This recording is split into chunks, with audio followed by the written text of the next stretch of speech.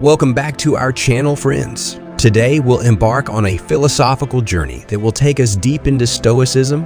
If you're seeking guidance for a more meaningful, resilient, and balanced life, you're in the right place.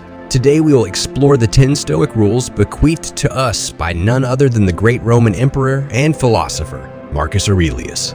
In this video, we will dive into Marcus Aurelius's timeless lessons of wisdom that teach us to face challenges with courage, find serenity amid chaos, and cultivate a mindset of true inner strength. Get ready for a dose of inspiration and introspection as we unravel the wise words of one of the greatest Stoics in history. So buckle up, prepare for an immersion into Stoic philosophy, and let's together discover Marcus Aurelius's 10 Stoic rules that can transform your life. Don't forget to hit the like button, subscribe to the channel, and ring the notification bell so you don't miss any of our enriching content. Let's get started. Rule 1. You have power over your mind, not outside events. Realize this and you will find strength. One of the most important, if not the most important practices of Stoic philosophy is the understanding that there is very little within the reach of our control. Almost everything that goes on around us will happen despite our efforts to stop it. And it's up to us to come to terms with the things we can change and the things we can't. Aurelius points out that we really only have control over the workings of our mind, our thoughts, beliefs, and actions. When we focus our effort here, we become resilient, responsible, effective, and we work towards mastering our inner world. And in doing so, we learn to master how we respond to the outer world, often for the better. When we focus on outside events, we're spending our time and energy trying to control the things in life we don't have full control over. In doing so, we risk becoming frustrated, ineffective, and our well-being becomes less stable. On this same topic, the Stoic philosopher Epictetus said, "Working within our sphere of control, we are naturally free, independent, and strong. Beyond that sphere, we are weak, limited, and dependent. If you pin your hopes on things outside your control, taking upon yourself things which rightfully belong to others, you are liable to stumble, fall, suffer, and blame both gods and men." Rule 2. It's silly to try to escape other people's faults. They are inescapable. Just try to escape your own. On the topic of control, other people and their behavior falls on the side of what's outside the reach of our power. Some argue that a person can control another through power, strength, blackmail, or other means, but in reality, a person always has the ability to decide how to act at any moment and will never truly be controlled. The behaviors, beliefs, values, biases, and perceptions of other people are outside the reach of our control, and as such, they are things that we need to learn to accept. Marcus Aurelius explains that we can't escape these things. We can't escape contact with people we disagree with. We can't escape people we find rude or abrasive. All we can do is learn to accept them so that they lessen the impact on our peace of mind, while at the same time working on developing ourselves to act in a way that aligns with who we want to be. To add more context, in his lectures, the Stoic philosopher Epictetus speaks of a fig tree. The person who expects the fig tree to bear oranges instead of figs should be thought of as a fool. It is the nature of the fig tree to bear figs and should be accepted as such. Similarly, it is in the nature of the individual to behave in alignment with their values and beliefs and should be accepted as such. Rule 3. The impediment to action advances action. What stands in the way becomes the way. Whatever stands in our way does not have to be seen as an obstacle, but a new way. With this perspective, we lessen the burden of the things ahead of us that seem to be obstructions, and we see them as a path forward, often with useful lessons, helpful experiences, and difficulties that can make us stronger people. The full passage is as follows. "In one respect, man is the nearest thing to me. So far as I must do good to men and endure them, but so far as some men make themselves obstacles to my proper acts, man becomes to me one of the things which are indifferent, no less than the sun or wind or a wild beast. Now it is true that these may impede my action, but they are no impediments to my effects and disposition, which have the power of acting conditionally and changing. For the mind converts and changes every hindrance to its activity into an aid.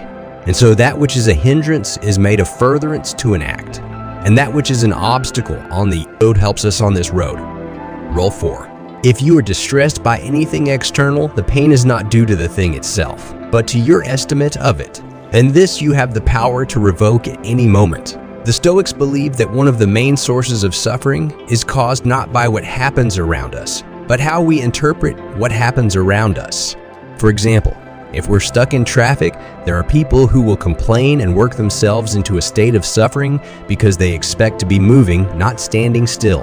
However, it is not the traffic that is causing them to suffer. It's the belief that they should be moving, the expectation that they shouldn't encounter traffic, and the belief that arriving late to whatever they are driving to will be a terrible thing, all of which adds to the experience of suffering. In reality, the traffic is neutral. It's not good or bad. It's simply a reality of driving. Sometimes we'll encounter it, and sometimes we won't. We can either accept that the standstill is outside of our control and make a decision on how to pass the time, or we can sit and project our expectations and beliefs onto it and suffer. This example can extend to anything from driving to job interviews to the weather, the economy, other people, and almost everything external outside the reach of our control.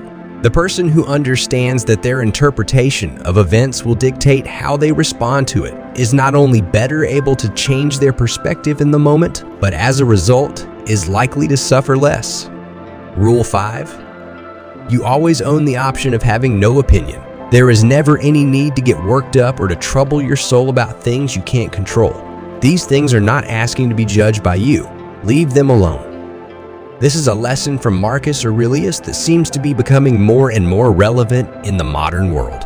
Social media and the amount of information we have access to means that we're constantly being exposed to different views, world events, news articles, human rights issues, belief systems, natural disasters, social causes, and a whole host of other things going on in the world around us. Not only this, but we'll have more direct things happen around us in the form of our jobs, relationships, health, finances, mental health, and general life.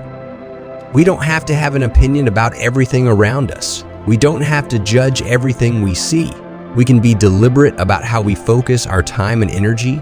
If we don't guard this, we risk both spreading ourselves too thin and holding opinions that are not very well thought out and simply based on the small pieces of information we've come across, both of which have their own problems. Being deliberate with what we have strong opinions about and what we choose to care about not only helps us protect our well-being, it allows us to focus on a select few areas competently rather than everything poorly. Rule 6. Begin each day by telling yourself, "Today I shall be meeting with interference, ingratitude, insolence, disloyalty, ill will, and selfishness. All of them due to the offender's ignorance of what is good or evil. But for my part, I have long perceived the nature of good and its nobility, the nature of evil and its meanness, and also the nature of the culprit himself, who is my brother not in the physical sense, but as a fellow creature similarly endowed with reason and a share of the divine. Therefore, none of those things can injure me, for nobody can implicate me in what is degrading. Neither can I be angry with my brother or fall foul of him, for he and I were born to work together, like a man's 2 hands, feet, or eyelids, or the upper and lower rows of his teeth. To obstruct each other is against nature's law, and what is irritation or aversion but a form of obstruction?" Throughout Meditations, Aurelius shows remarkable compassion and empathy for other people. Here he demonstrates his ability to see the ignorance in others as a cause for negative behavior. It's not that some people are deliberately destructive, it's that their values, beliefs, and experiences unconsciously result in destructive behavior, and they don't know another way. People whose behavior is unconscious are products of their environment until they're aware of how their past is influencing their present actions. Rule 7. Time is like a river made up of the events which happen in a violent stream. For as soon as a thing has been seen, it is carried away, and another comes in its place, and this will be carried away too. A running theme in Meditations is that of change. The universe is change. The nature of everything around us is to change from one thing to something else over time. Firewood needs to change to provide heat. Food needs to change to nourish us. People change over time, and events change. To expect things not to change is to resist the nature of the universe we live in. And as Aurelius writes, as soon as something has come, it will be gone and replaced with another. All we can do is learn to accept change as it is and enjoy the good it brings us. The last few lessons don't need much of a description, so I've added them to the end as quotes passages. Rule 8. At dawn, when you have trouble getting out of bed, tell yourself, I have to go to work. As a human being, what do I have to complain of if I'm going to do what I was born for, the things I was brought into the world to do? Or is this what I was created for? To huddle under the blankets and stay warm? So you were born to feel nice. Instead of doing things and experiencing them, don't you see the plants, the birds, the ants and spiders and bees going about their individual tasks, putting the world in order as best they can? And you're not willing to do your job as a human being? Why aren't you running to do what your nature demands? You don't love yourself enough, or you'd love your nature too and what it demands of you. Rule 9. When you arise in the morning, think of what a precious privilege it is to be alive, to breathe, to think, to enjoy, to love. This text reminds us of the importance of appreciating life and all the little moments we often take for granted. It's easy to forget how incredible it is to simply be alive and experience the joys of existence, like breathing, thinking, enjoying simple things, and loving. Sometimes the hustle and bustle of daily life can distract us from this fundamental fact. Therefore, it is valuable to set aside a moment every morning to reflect on this gift and cultivate a sense of gratitude for the simple things that make life so special. Rule 10. If any man despises me, that is his problem. My only concern is not doing or saying anything deserving of contempt. The message in this passage is one of self-confidence and a focus on personal integrity. They express that if someone despises them or doesn't like them, it's ultimately that person's problem to deal with, and it doesn't affect the author. The author's main concern is to ensure that his actions and words are always honorable and do not justify the contempt of others. This sentiment emphasizes the importance of maintaining one's moral compass and not being overly concerned with the opinions or judgments of others, but rather with one's own character and behavior. As we wrap up this exploration of Marcus Aurelius's 10 Stoic rules, I hope you found these ancient teachings as profound and enlightening as I have. Stoicism isn't just a philosophical concept, it's a practical guide to living a more fulfilled and meaningful life. Remember, in the face of adversity, you have the power to choose how you respond. By embracing these Stoic principles, you can navigate life's challenges with greater resilience, find tranquility in turbulent times, and build an unshakable inner foundation. Now it's your turn. Take these Stoic rules to heart and start applying them to your daily life. Reflect on them, practice them, and watch as you transform into a stronger, wiser, and more content individual. If you've enjoyed this video and want to dive deeper into the world of philosophy, self-improvement, and personal development, don't forget to explore our other content and stay connected with our community.